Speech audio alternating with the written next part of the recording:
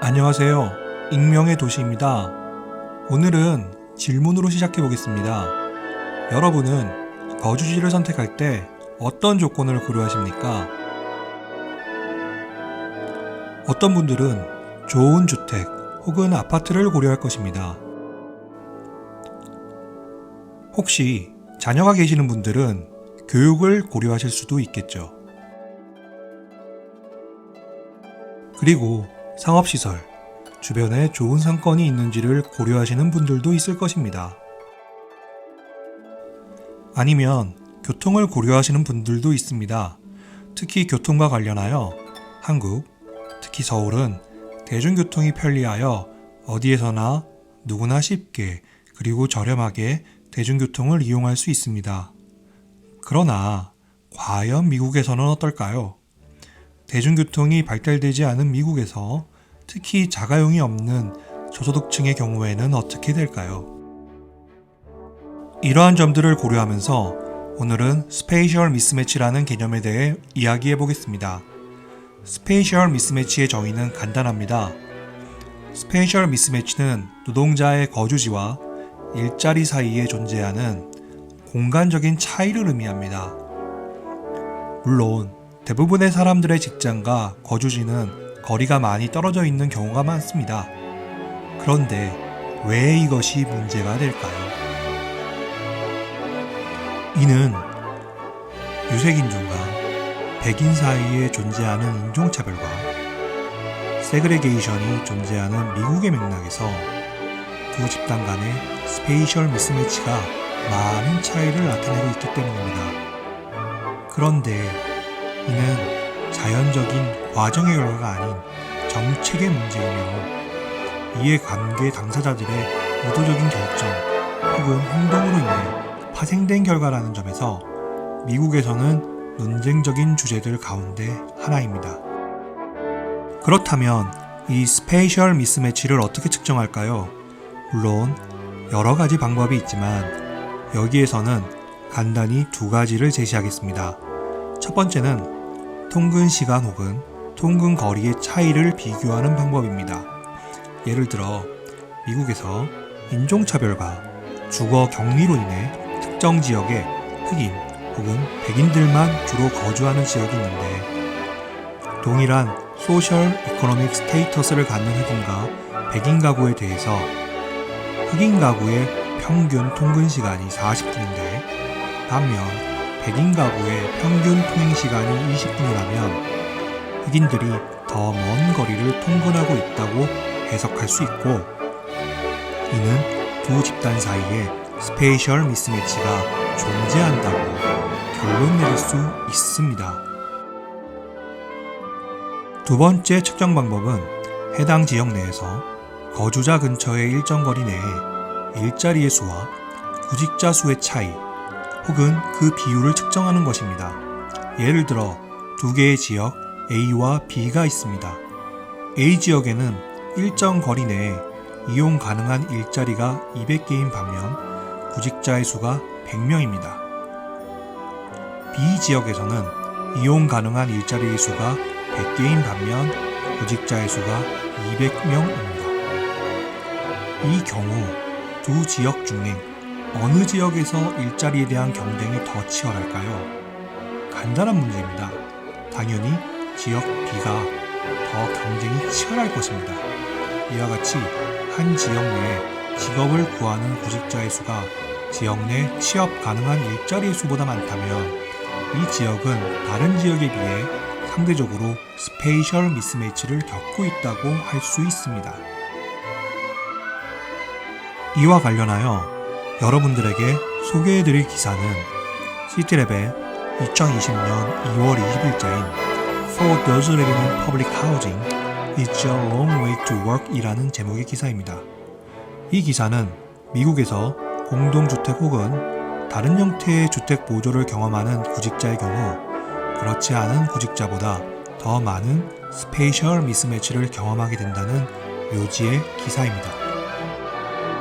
예를 들어 미국의 대도시인 애틀란타에서 2명의 사람이 일자리를 구하고 있는데 한 명은 공공주택에 거주하고 있고 다른 한 명은 일반 주택에 거주하고 있다고 하면 이 두 사람이 택배 배달 운전사 혹은 패스트푸드점에 일자리를 구하려 할 때 일자리를 구할 확률이 동일할까요? 오늘 소개하는 이 기사에서 인용된 Urban Institute의 새로운 보고서는 이 두 사람의 직업을 구할 확률이 다르다라고 주장합니다.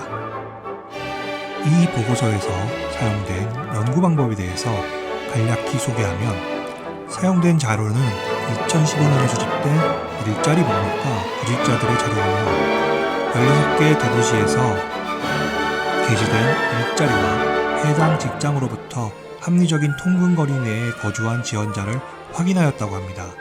그런데 여기서 합리적인 통근거리는 6.3마일, 약 10.1km를 의미하고 수집된 구직자를 공공주택, 하우징 초이스 바우처, 섹션 8 렌털 어시스턴트를 사용하는 사람과 이를 사용하지 않는 사람의 두 집단으로 나누었다고 합니다.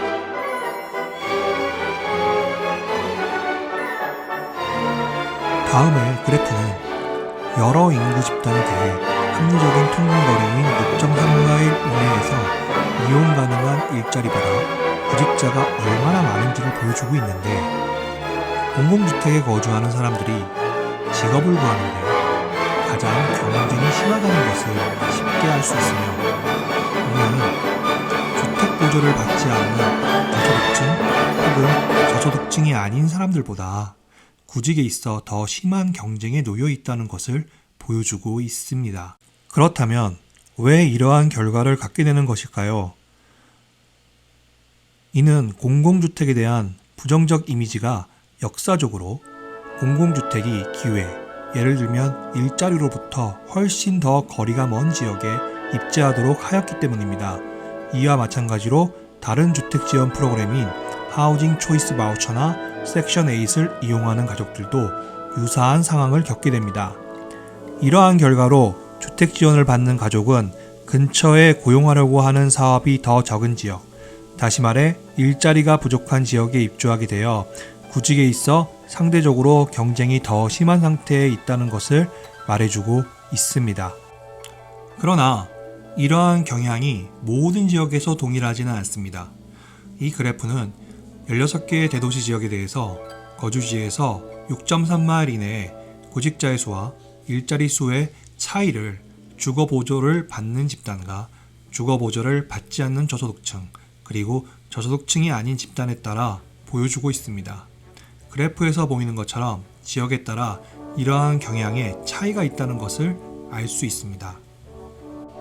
예를 들면 뉴욕시, 마이애미와 로스앤젤레스의 경우 6.3마일의 통근거리 내에서 구직자의 수가 이용 가능한 일자리의 수보다 훨씬 더 많으며 특히 주택 보조를 받는 구직자는 더 심한 경쟁을 해야 합니다.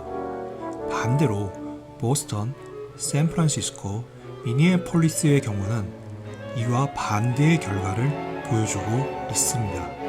다음의 그래프는 시애틀과 타코마를 포함하는 시애틀 대도시 지역의 스페이셜 미스매치 지수를 그래프로 표현한 것입니다. 앞의 표에서 보여준 것처럼 시애틀 대도시 지역의 경우 전체적으로 6.3마일의 통근거리 내에 구직자의 수보다는 일자리의 수가 더 많은 지역입니다.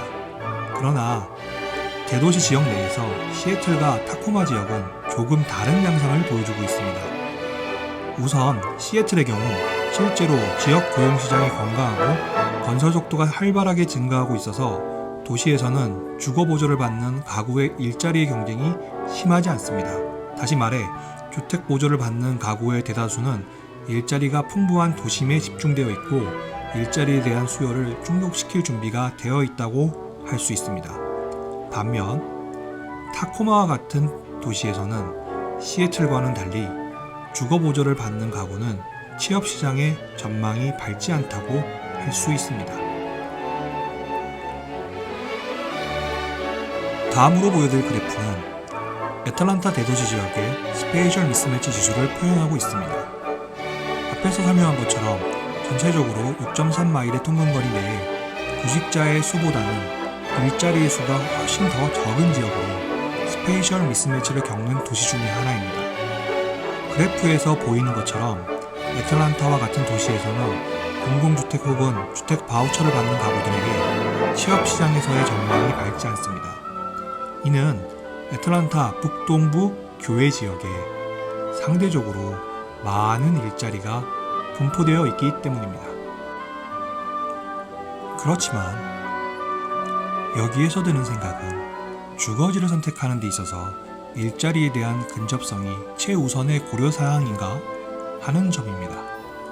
앞서 언급한 것처럼 좋은 식료품점, 의료 서비스, 학교, 가족과 친구에 대한 접근성도 우선순위에서 높은 위치를 차지할 수 있습니다. 그러나 저임금 노동자의 경우에는 스페이셜 미스매치의 존재가 노동자의 실업기간과 비율을 증가시킬 수 있다는 것을 보여주고 있습니다. 그래서 이제는 스페이셜 미스매치를 극복하는 방법에 대해서 이야기해보고자 합니다. 기사에서는 훌륭한 대중교통과 근처에 건설된 저렴한 주택이 불합리한 통근을 합리적인 통근으로 바꿀 수 있다고 주장합니다. 예를 들면 베이 지역의 경우 6.3마일의 통근은 오클랜드에서 샌프란시스코의 공용지구로 가는 단지 2정거장의 마트 탑승을 의미하는 반면 애틀란타에서는 동일한 거리를 통근하는데 버스로 1시간까지 걸릴 수도 있습니다. 마지막으로 기사는 이러한 스페이셜 미스매치를 극복하기 위한 정책적인 대안을 제시하는데 일자리가 많은 지역에서 하우징 초이스 바우처를 지원하여 주택 보조를 받는 가구의 일자리 근접성을 높이고 동일한 맥락에서 바우처 보호자에게 임대를 거부하는 집주인들에 대한 반처벌법을 시행하여야 하며 의도적으로 일자리가 풍부한 지역에 새로운 공공주택을 건설해야 한다고 주장합니다. 그리고 마지막으로는 구직자들이 거주하는 지역에 대해 대중교통을 개선해야 한다고 주장하는데요. 이는 우리나라의 맥락에서도 시사하는 바가 있다고 생각합니다. 비록 우리나라는 미국과 같은 공공주택 정책을 실시하고 있지는 않지만 행복주택처럼 유사한 형태의 주택정책을 시행하고 있습니다. 그러나 여러 가지 이유로 행복주택이 입지하고 있는 곳이 상대적으로 대중교통의 접근성이 떨어지는 곳이 많습니다. 이는 앞으로 개선해야 할 필요가 있다고 생각합니다. 지금까지 시청해주셔서 감사합니다. 이상 운명의 도시였습니다.